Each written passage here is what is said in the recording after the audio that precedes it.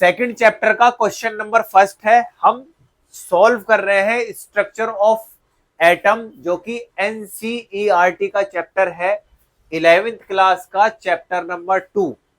Question number 1 हमारे सामने लिखा है, calculate the number of electrons which will together weight 1 ग्राम।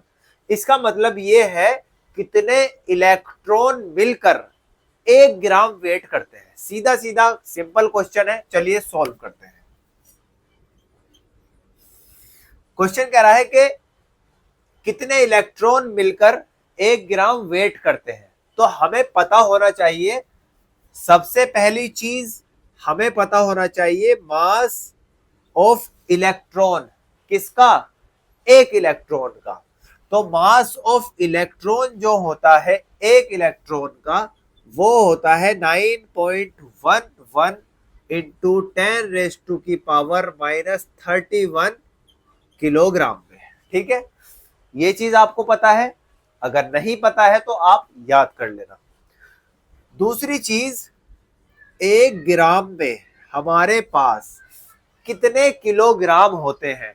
जब भी हम ग्राम को किलोग्राम में चेंज करते हैं तो हम 10⁻³ से मल्टीप्लाई करते हैं और हमारे पास जो पावर निकल कर आ जाती है वो आ जाती है 10⁻31 किलोग्राम।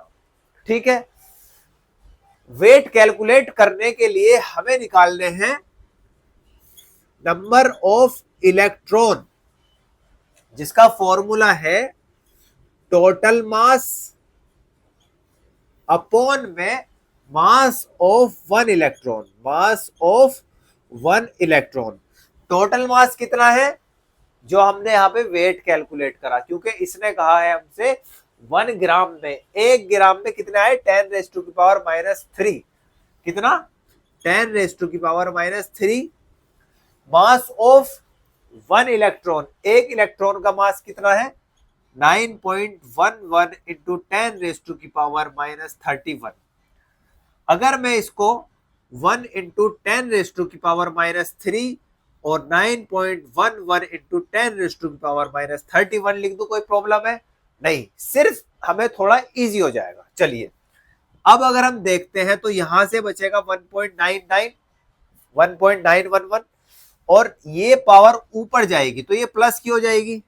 तो 10⁻³ इंटू 10⁻31 ऊपर गई है तो ये माइनस का निशान अब यहां से हटा देंगे। ये चीज आपको ध्यान रखना है कि जब हम नीचे से किसी पावर को ऊपर ले जाते हैं तो उसका साइन चेंज हो जाता है, और जब आप इसको कैलकुलेट करोगे तो 10⁻31 में से 3 हटेगा तो 28 हो जाएगा और 9.11 ऐसे ही रह जाएगा।